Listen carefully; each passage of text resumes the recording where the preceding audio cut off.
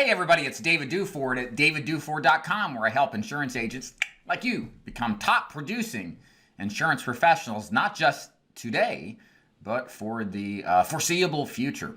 So the reason I'm filming this video is because I conducted a survey recently where I asked insurance agents, mostly life and health insurance agents across the country, their thoughts on their future as insurance agents. So most likely a lot of you who are watching this are newer to selling insurance or possibly considering selling insurance. And you want to know, what is the future that is available? Is it positive, negative for insurance agents? And I wanted to survey some agents that and get their thoughts on what to expect as far as how business is going to be conducted, if there's some big 800-pound gorilla that's going to come to the market and steal market share and make it difficult for agents to sell into, and if there's any kind of underlying concerns or risks as it relates to being a functioning agent selling to people. So what follows here is a survey that I conducted and go into detail about on how all this works. So let's get started. So some details about the participants who completed the survey. This was first completed between June 5th, 2020 and June 9th, 2020. And as you'll see in a second, almost everybody here who completed the survey does business in the health insurance and life insurance market. I did ask agents to list all of their primary lines, so you can see that there is a good cross-section of life insurance producers or people who focus in the life insurance market, whether it's mortgage protection, annuities, or final expense, and then as well in the Medicare space. So the first question I asked really is in reaction, I guess you could say, to the COVID-19 pandemic. As I conducted the survey, we're really right smack dab in the middle of it. And really over the past couple of months, there's been a huge upsurge of interest in selling insurance over the phone or virtually. So I wanted to survey agents exactly their thoughts on what they expect as far as a basic non-face-to-face type of orientation to sales. Do they see it increasing over time, or do they see it decreasing over time? So let's take a look at those results. The question asked was, over the next 10 years, do you see virtual sales such as telesales or Zoom-based sales increasing or decreasing in interest in your primary line of insurance? 93.8% of respondents answered yes, they do see the virtual sales model increasing, with only a fraction of that, like 6.2% I guess, said no, they see it decreasing. So maybe it's because of what's going on with COVID-19 and its impact on how we sell insurance. But I'm not too surprised about this. If you've paid any attention over where the insurance business has headed from a sales process, the advent of telesales, virtual sales systems have all really increased, I would say, really over the past 5 years from 2015 to 2020.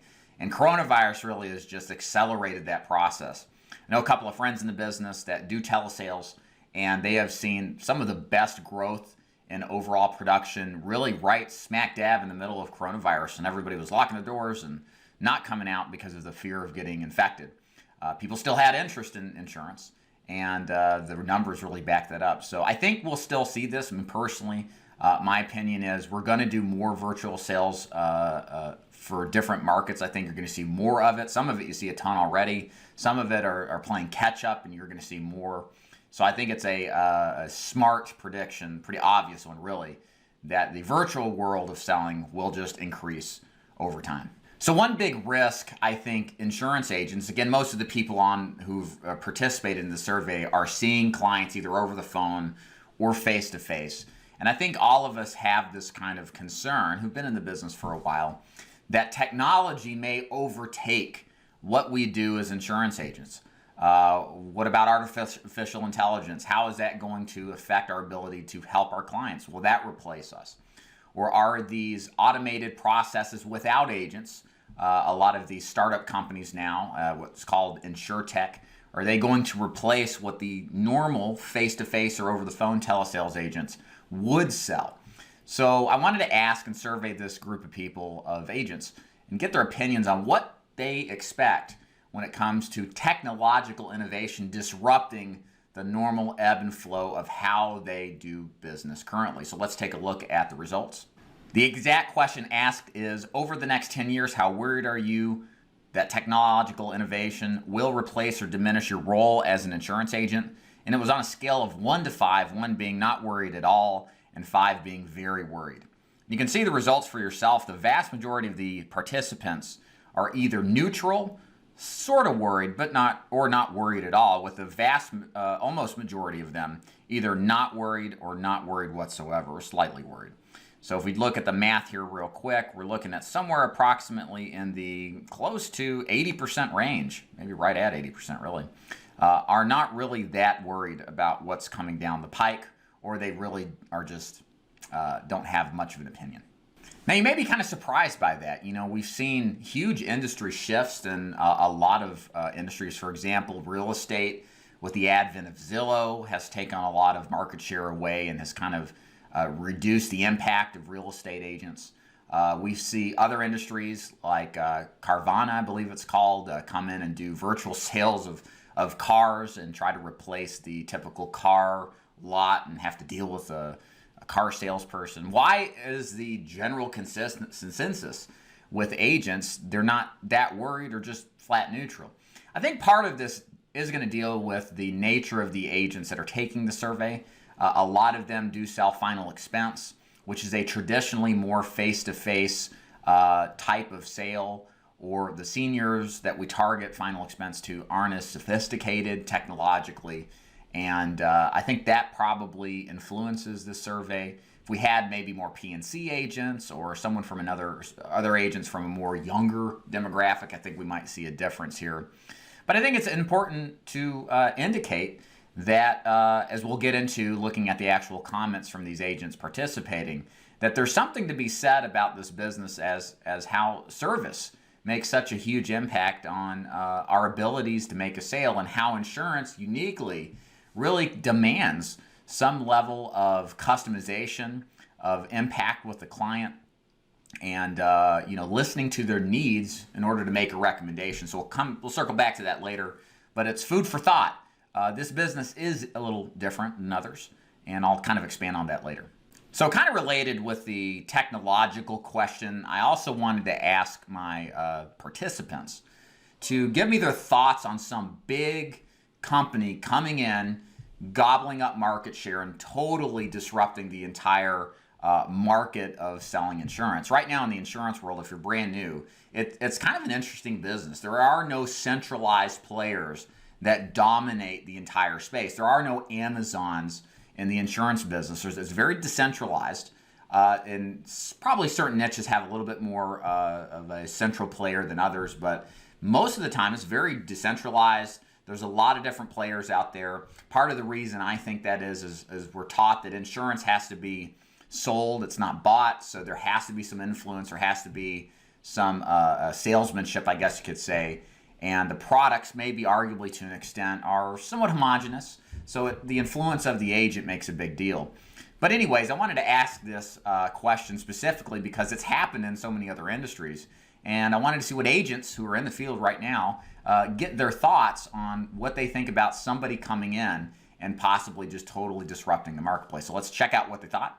So the exact question I asked is, over the next 10 years, how worried are you that an enormous company like Amazon will reduce or eliminate your ability to sell insurance successfully? And this graph is kind of a more extreme version of the last graph as far as positivity goes, 1 being not worried at all, and 5 being extremely worried. As you can see, more than half of the people either are not worried at all or not really that concerned, maybe a less extreme or moderately not worried. So why is this the case? Is this a function of agents just putting their head in the sand and not reading the tea leaves of some big company coming in and eliminating us all? I don't think so. I think this comes back to really the way insurance is sold and how it's sold and the process of how it's different than other product lines. And I think so much of this business, again, we'll come back to this a little bit later, is just so oriented around service and value-added activities that it's not like retail where you can do some of the same activities of buying products, etc., and do it without leaving the home. There's something about insurance that's unique in that regard. It's not just like a normal product sale, which I think, again, kind of comes back to that service orientation. Again, we'll cover definitely here shortly. So this last question, I surveyed my respondents to basically get some feedback on how they feel about their future as insurance agents over the next 10 years. With all that's considered, all that's said and done, with everything that's going on currently at the filming of this, like COVID-19, the possibilities of government interference or possible changes in the environment economically, what do they think about what's coming down the pike? So let's take a look at those results. So the exact question asked was, over the next 10 years, how positive or negative do you feel about your future as an insurance agent? With 1 being very negative and 5 being very positive. And again, we have another a very heavily biased opinion from actual licensed agents about their future being, at worst, neutral, and at best, overwhelmingly positive, with only approximately 5% being negative whatsoever. That's 95% are either neutral or absolutely positive. That's incredible. So again, why is that the case? Why are we in a particular position to where people are so thrilled about their future? Doesn't technological upheavals or the economy threaten their very existence? Aren't they concerned about that? Well, let's hit some takeaways, I think, that are somewhat obvious, maybe not so much. And then I want to highlight some comments that I got from agents to just illuminate and expand on, I think, some of the important takeaways and elements of what this survey was all about and what we can learn. So takeaway number 1 is that agents think the best way to differentiate and survive long-term is with a commitment to service. So what do we mean when we say service? Well, if you're not already an agent, this may not be entirely obvious to you. But the nature of selling insurance is that a lot of people just simply don't understand how insurance works. They don't know the difference between the different varieties of products out there, term insurance, universal, whole life, and they can't make an informed decision on what works best simply because there's so many conflicting opinions, and all those conflicting opinions are just that. They're not personal or tailored to the particular person who has to make a judgment on what type of insurance they're going to purchase. So what invariably happens, I think, with the insurance business is that people look to experts, advisors, trusted people who are agents to help them understand, take the complex and make it simple, and then help them choose which of the products that are out there is best suited for their particular goals. And so that entire process really negates the emphasis, I think, on homogenizing the buying process. I think that's part of one reason we don't see an Amazon in the space yet. Don't know if it's going to happen. Might happen, but I'm kind of on the positive side that it won't. We don't see some huge carrier or huge company coming in and gobbling up market share simply because you can't suggest options and products and services in the insurance business without a fact-finding process, a pre-qualifying process, and in order to determine what matters to the client and how are we going to help them with their particular needs. And that's the essence of what I think agents say when they say this is a service-based business, and because of that, I don't think that some big company is going to come in and eliminate us. And that includes, I think, to an extent, the technological risk too. Technology right now as it stands makes our lives easier, arguably, sometimes it doesn't, but it doesn't replace the relationship aspect that insurance sales is unique in having. Again, this is not like, again, brand new. This is not like a typical product that you buy. You don't buy insurance like you would if you walked into Walmart and grabbed a pair of Wrangler jeans. You can do that anywhere. The jeans there are the same as the jeans over there. You can walk on a lot and buy a car. We know it's going to go from A to Z. It's very straightforward. You can get rid of the dealership potentially. You don't have to have a sales process. But with the insurance business, again, I don't know why it's like this, but I think there's just so many variables and people just don't have a grasp of it as readily available. So they rely and believe that an insurance agent on some level has and plays an important role in helping them pick whatever option is best suited for them. So the nice thing is, if you're looking at this business and when you're not licensed yet or you're thinking about doing this, I think this is proof positive that if you come into this business, a big takeaway should be you should be focused on service. You should be focused on becoming an agent that wants to not just make sales, but to help your clients, to solve their problems, not just be a transactional type of agent. And if there is any kind of technology upheaval or a big company that comes in to try to replace us agents, it's going to be the transactional type of insurance that don't take a lot of brain power and thinking, that are going to be replacing the agents. Again, I think the best thing you can do coming into this business is elevate yourself from peddler or typical salesperson to advisor, to trusted advisor, to somebody that's going to actually want to help solve problems. That is a huge takeaway from the survey. Your peers out there who are already doing what you want to do are telling you as much. Point number 2, while some worries like government intervention, the state of the economy, or Amazon-like competitor are out there amongst some agents, most agents are positive about their future. And as a side note, this was taken right in the middle of the COVID-19 pandemic. And last takeaway, almost all agents agree that the future holds more virtual and telesales sales processes as a whole, although I'll say as a side note, and we'll look at this in a minute, a lot of agents don't feel that telesales will replace them. They will just add to, as far as a trend, if you will, of more focus in that direction going forward. Okay, so let's actually take some time to read about some insurance agents' comments.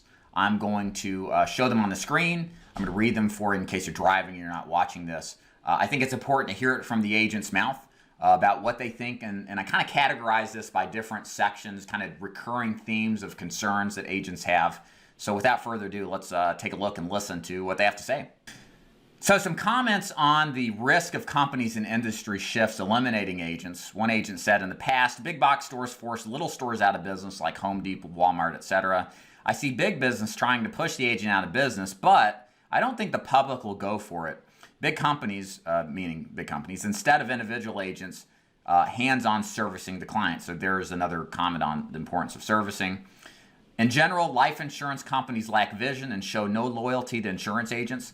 They've been facing tremendous pressure from 3 key areas: low interest rates, compliance, and regulatory technology. And comment, technology will eventually be our demise.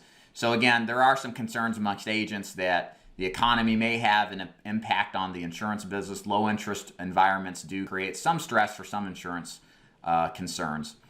And the last point here, I can't see how career agencies, meaning company owned, can survive. And also, to build an agency, I believe life companies should offer 2 commission options, one heaped with no minimal renewals and multiple commissions. Another comment, I have been worried about the future for an independent insurance agents. I worry that technology plus changes in government might take away the current situation for agents. But for now, things are good to keep going. This is just some of my thoughts here on the subject. How worried do we really have to be when it comes to government intervention? I think, I started in 2011, right smack dab in the Affordable Health Care Act implementation. And agents were told they will still play an important role in the consumer search for health insurance. And I knew and got to know a lot of agents who had built their entire business around selling people under 65 health insurance policies, private policies, and had accumulated a nice group of business, a nice block of business. That those products at the time paid pretty good renewal streams, and they did very well and worked hard for it. But what happened in 2011, I think, is a lesson for all of us to be concerned with. What the Affordable Health Care Act did is that it essentially eliminated the health insurance agent as it used to be. Health insurance companies, I remember at the time, reduced their commissions. They went from 15% to 10% to 5 to 1 to 0. They actually told agents that, thank you for your business all these years, we're just going to stop paying you. But please keep servicing your clients. And the health insurance agent that went all in on that business lost everything. It was a damn shame, really. So why was that the case? Because health insurance is inherently a political thing. I'm not going to sit here and give you an opinion either way, but it is something that is a political third rail. And after many years of trying to at least have some intervention into the market, it's my opinion that the agent bear the brunt of what had happened. And fast forward today, there just isn't the same level of independent agents selling health insurance plans because there's just frankly no money in it, or very little money. So what does that bode for us in the future? Bottom line, consider what products you sell. What do you have to worry about? What could be a possible risk over time? Medicare is something that's very similar to healthcare, and there's already talk right now among some political candidates to have a Medicare for all type of platform. Personally, it's 2020. I don't think that's going to happen. I think it will happen one day. I think we got at least 10 to 20 years before it does. Medicare is something that I think from a voting bloc stance is highly protected. Seniors do not want to have their Medicare impacted. They paid into the system after all for many years. So we'll see what happens there. But that is something to be considered, and I think that's the biggest intrinsic risk from a governmental standpoint on how it impacts the business. But remember, again, even with all this said and done, the vast majority of people, given that, have voted that, in their own opinion, there's so much more opportunity coming down the line than there's any real concerns of negativity. Okay, so let's hit this up. So a lot of mention on how telesales is the future. A couple comments here from different agents. The advances for telesales will force all parties to come to the party or be left out. I'm not that arrogant about it, but I think that's going to definitely have a trend in that direction, but I don't think it's going to eliminate the face-to-face market, in my oh-so-humble opinion. There will always be a place for personal face-to-face agent, but the trend will be to either electronic or call center telesales. Agents will have to adjust to do face-to-face and offer value, not just products, kind of coming back to that value-added approach. Again, comment number 3, there will continue to be a market for both virtual sales and traditional face-to-face meetings. We humans are social by nature, which will keep both avenues alive and well. My challenge is to adjust to both methods accordingly. So the last thing I want to hit on here from what agents think about the future of their business is how service-mindedness is really the critical element to long-term success. I think this has always been the case for all great agents who have had long, profitable, fruitful careers, as they realize that this business isn't a transaction. In fact, the first sale is the first of many. It is the beginning of a long-term, fruitful, and prosperous relationship with the client. So what I think you're going to find if you're looking at doing this business and you're thinking about getting started is that the service orientation is the absolute best way to have the best odds of success. So let's take a look at some comments here before we wrap this up and see what other agents think about having a service orientation. People need guidance to navigate the insurance waters with all the changes, new products, and laws and regulations. Be a student of the business and you will be unsinkable. Couldn't agree more. I believe that virtual sales will certainly take a step up, but there will still be a large segment of the population that will want face-to-face sales. It's hard to see that going away, especially with final expense. The successful agents will adjust and create opportunities, while others will use it as an excuse why they failed. Definitely true. Life insurance must be sold, so I don't see my job going away anytime soon.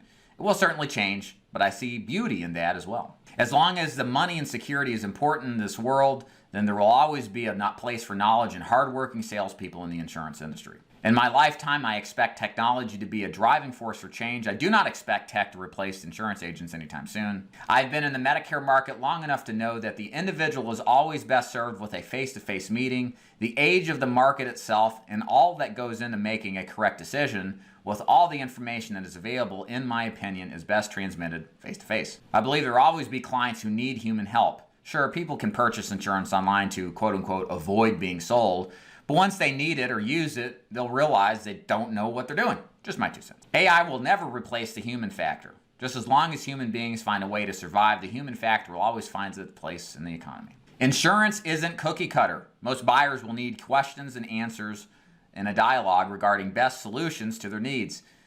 Bottom line, AI doesn't have empathy. A good agent does. So there you have it, from the horse's mouth, what insurance agents think about their future as insurance agents. Hope you got some questions of your own answered in this survey. And if you still have questions, if there's any concerns, criticisms, comments you'd like to leave me, feel free to do it below in the comment section on this video. I'm happy to address all the questions that get posted and reply back with a thorough and thoughtful answer. If you like this video, please subscribe. If you haven't already, thumbs it up. And certainly, please, please, please share it with other insurance agents, especially those who are thinking about jumping into this business.